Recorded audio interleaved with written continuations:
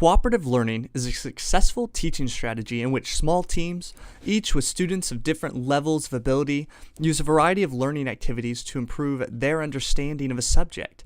Each member of a team is responsible not only for learning what is taught, but also for helping teammates learn, thus creating an atmosphere of achievement. Let's take a look at a few examples of cooperative learning. First, we have Rally Coach.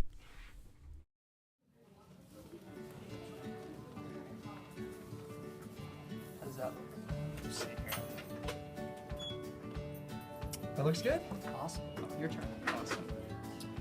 10 plus 10 minus 7. So 10 plus 10 is 20. 20 minus 7. I think that's 13. Check that.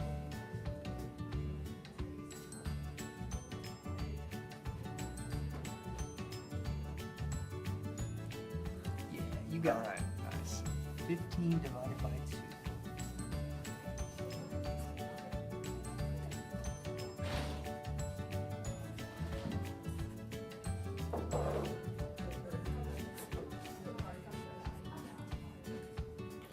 How's that look? Okay, let me see. Got 10 divided by 2, that does equal 5. And 5 divided by 2, that equals 2.5. Those add together. Yep, 7.5. Yeah, awesome. That's good work. Let's do it slow. Sorry. Alright, and then the last one we have 786 plus 63. 6 plus 3 is 8. Carry the 1. Alright, so I have 848.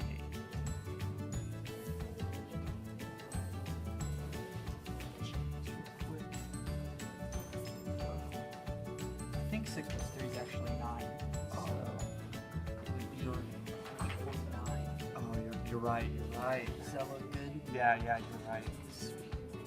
6, yeah. Hey, good work. Awesome, good work. We did it. This one's called Think, Pair, Share.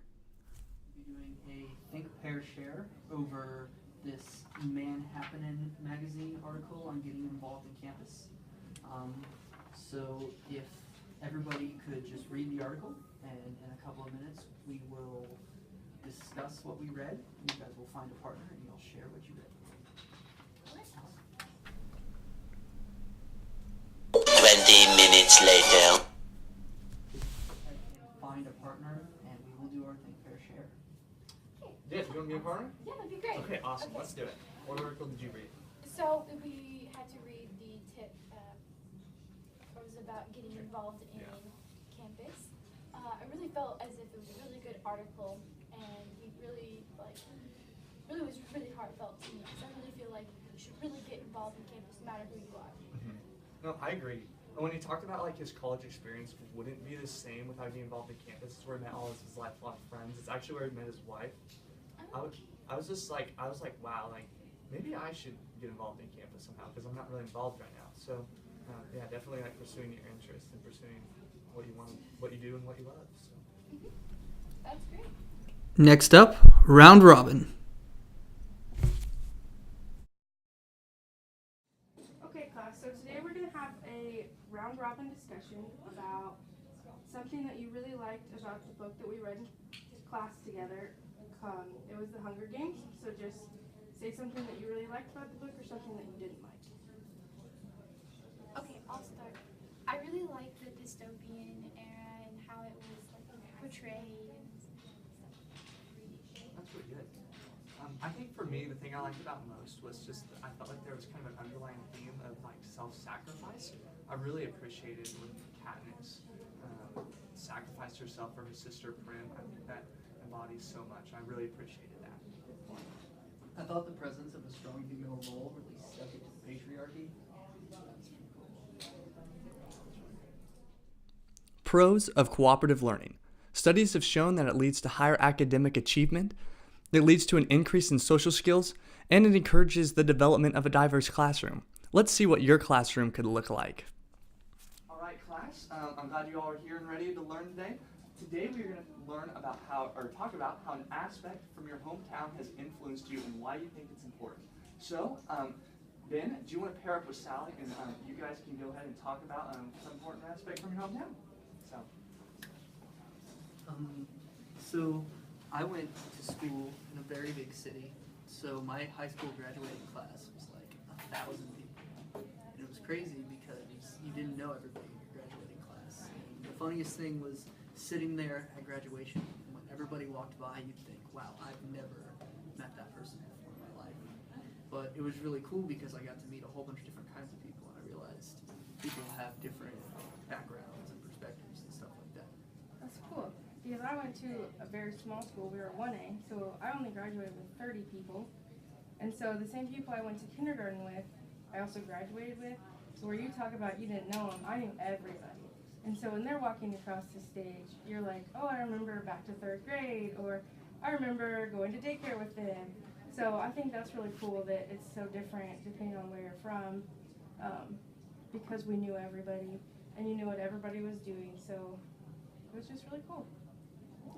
It's really cool how our diverse experiences really help us see things from a different perspective.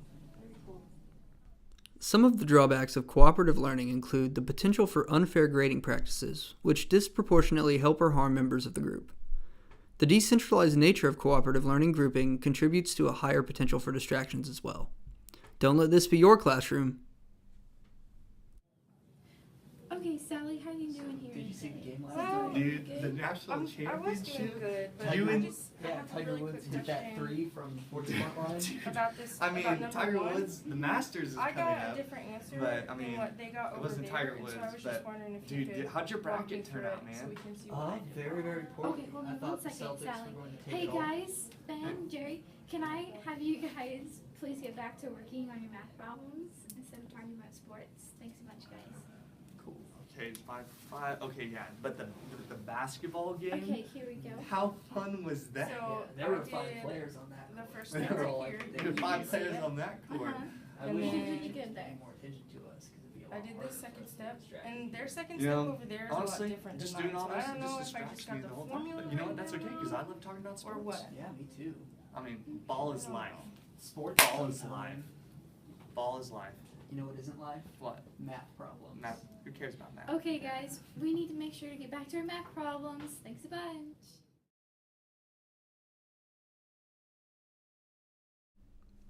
Get parents involved in the process.